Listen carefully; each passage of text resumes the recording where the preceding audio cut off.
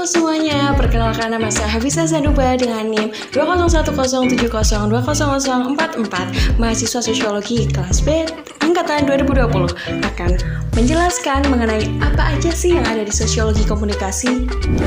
Sebelumnya, video ini ditujukan untuk pemenuhan tugas ujian tengah semester genap mata kuliah Sosiologi Komunikasi.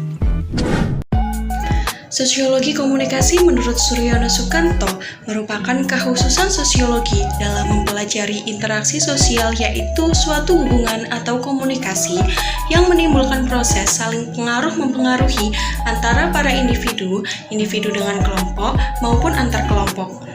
Kemudian, ranah sosiologi komunikasi sendiri saling bersentuhan antara wilayah individu, kelompok, masyarakat, dan sistem dunia.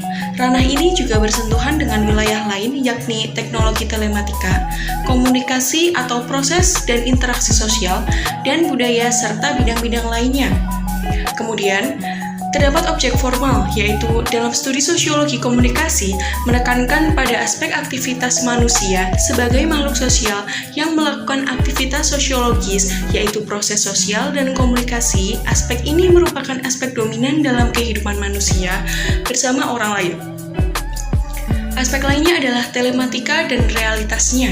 Aspek ini menyangkut persoalan teknologi media, teknologi komunikasi, dan berbagai persoalan konvergensi yang ditimbulkannya, termasuk realitas maya yang dihasilkan oleh telematika sebagai sebuah ruang publik baru yang tanpa batas dan memiliki masa depan yang cerah bagi ruang kehidupan.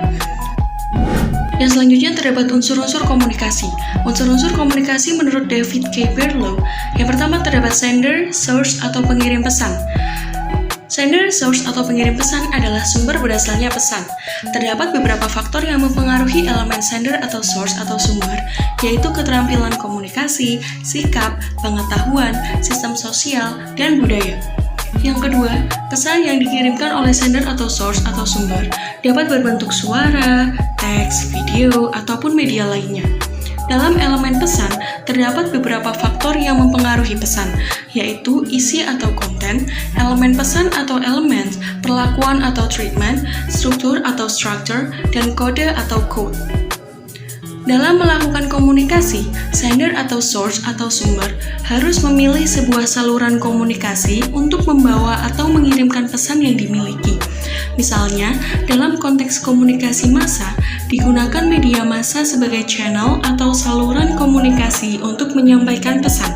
Sementara itu, dalam bidang komunikasi lainnya, seperti misalnya komunikasi pemasaran atau komunikasi bisnis atau komunikasi organisasi, seringkali digunakan saluran komunikasi dalam organisasi lainnya, seperti komunikasi online yang menggunakan media komunikasi modern seperti internet sebagai media komunikasi untuk menyampaikan pesan. Yang selanjutnya, receiver atau penerima pesan. Penerima pesan merujuk pada individu yang menerima pesan yang dikirimkan oleh pengirim pesan. Sebagaimana sender atau source atau sumber atau pengirim pesan, maka receiver atau penerima pesan juga memiliki berbagai elemen yang dipengaruhi oleh beberapa faktor. Elemen-elemen tersebut adalah keterampilan komunikasi, sikap, pengetahuan, serta sistem sosial dan budaya. Yang selanjutnya akan kita bahas adalah tipe-tipe komunikasi. Yang pertama dan kedua adalah komunikasi publik atau komunikasi massa. Komunikasi publik adalah proses komunikasi di mana pesan disampaikan oleh komunikator kepada khalayak yang lebih besar atau masyarakat dalam situasi tatap muka. Komunikasi publik juga bisa diartikan sebagai proses pertukaran pesan secara tatap muka atau lewat media, seperti radio, televisi, media daring, media luar ruang, dan sebagainya. Yang nomor dua adalah komunikasi massa. Komunikasi massa adalah komunikasi yang ditujukan kepada masyarakat umum atau khalayak luas yang bersifat heterogen. Sebenarnya, komunikasi publik dan komunikasi massa hampir mirip lah ya dari pengertiannya. Kemudian, kita bahas komunikasi intrapersonal dan komunikasi dengan diri sendiri. Komunikasi intrapersonal atau komunikasi dengan diri sendiri merupakan bentuk dari komunikasi yang paling murni dan dasar yang menggunakan bahasa atau pikiran yang terjadi dalam individu itu sendiri dengan suatu subjek yang tidak nampak, misalnya Tuhan.